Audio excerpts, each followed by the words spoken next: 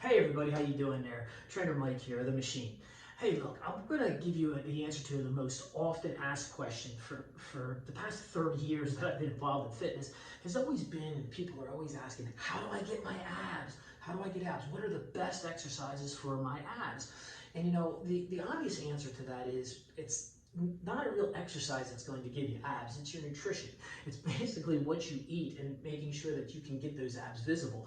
We all have abs, they just are underneath there, and unfortunately we got to get rid of what's on top so that we can get to what's underneath. And that's through, you know, proper nutritional intake and what your current diet is. But beside that, that question really is, how do I strengthen my abs? And they want them visible, but of course that's going to be the nutrition. But how can I strengthen them so that when they do become visible, when what's under there becomes, you know, out in the open, how can I make them look good?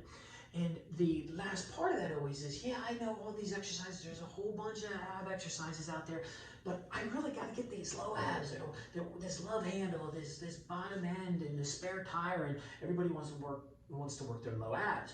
But even the people who have really great abs, a lot of times their low abs are suffering. And they say, well, look, you know, I don't want to do that exercise because it just works hip flexors, or don't do a full sit-up because it's really just momentum and it's just hip flexors. But, you know, what I say to that, after looking at, you know, the body, human body, the anatomical structure and the physiological structure, is that in order to work the low abs, you're going to work your full abs anyway. It's just in a different percentage here and there. You're going to be working your rectus abdominis. You're going to be working your side obliques. Your full core is going to be working. Even your low back is working. And when you work your low abs, it's impossible not to pull in the hip flexors. So the best thing you can do is find exercises that restrict or eliminate a little bit, not fully, but you know, take the hip flexors out of it enough that the low ab gets the majority of it. And I have one particular exercise that I love to do, and I'm going to show you right now, that everybody can do. It doesn't put strain on your back, and it will allow you to somewhat isolate that low ab area or that spare tire that you've been looking to get rid of or tighten. Okay, so here it is. Basically, you'll see that I have just a flat bench, right? Just a regular, you know, bench.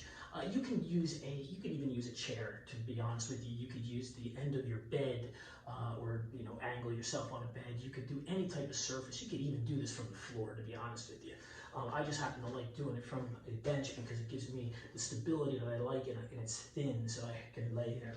Also, you may want to put a towel or sweatshirt under your back, because that'll actually help too sometimes, especially if you have a big curvature in your low back. So what you're going to do is you're going to lay back like so, and your legs are just hanging off the edge of the bench. Now you're going to feel that immediately, most people, okay?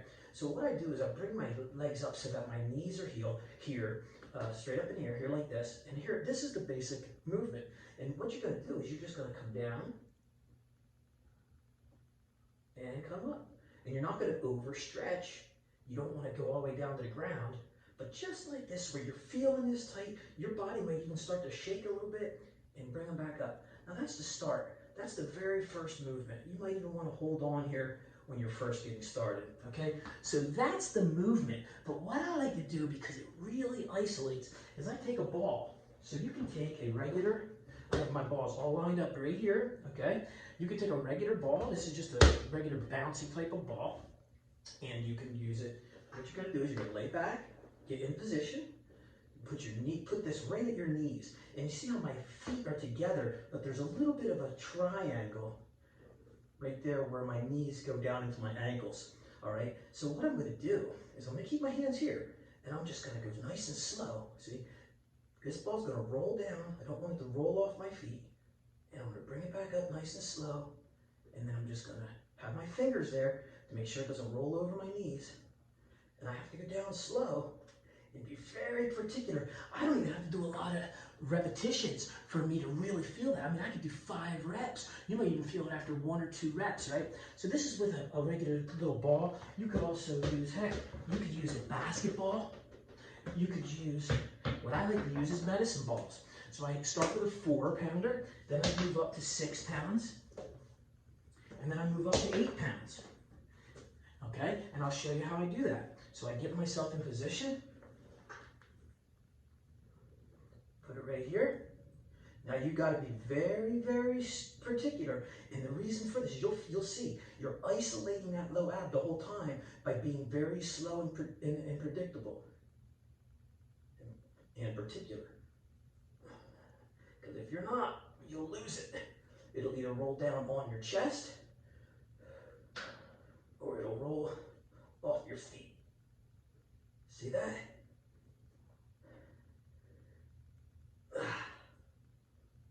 And I'm telling you, this is going to tighten that low ab area. Your hip flexors are going to be pulled into place, so it's actually going to also help with the strength of your upper quadriceps. It's also going to help with your low back, or your erector spinae, which is the back there, your rectus abdominis, and your low abs. It pulls them all into play. It's an incredible core workload, isolating mainly your low abs. So what do I call that, you might ask? Well, I just simply call it a lying flat rolling ball leg lift. Flat rolling ball leg lift. And that really is what it is, and it does everything you need. I hope that exercise helps you out. I know it's wonderful for me. It's the one I go to all the time, especially when I really need to tighten that low ab. And that's the tip for today. All right, so reach out to me with any of your questions. I will get to them as quickly as I can. I have a kind of a little bit of a backlog, but I'm trying to get through them and give little videos here. Once again, make sure you subscribe. Make sure you put on your notification bell, and please like this and share it if you find it helpful. All right, everybody, I'll talk to you really soon. Until next time, be the change, be a blessing, and go help others. Peace. And as always, I hope after you're done with your workout, I'm done with mine, go up, make sure that you're refueling with 100% organic nutrition. I use my organic protein shake right after, and also my astaxanthin. Now you'll ask what astaxanthin does. Astaxanthin is a wonderful, incredible natural product that helps the repair and recovery process, especially for joints and your muscle tissue. So make sure you get that too.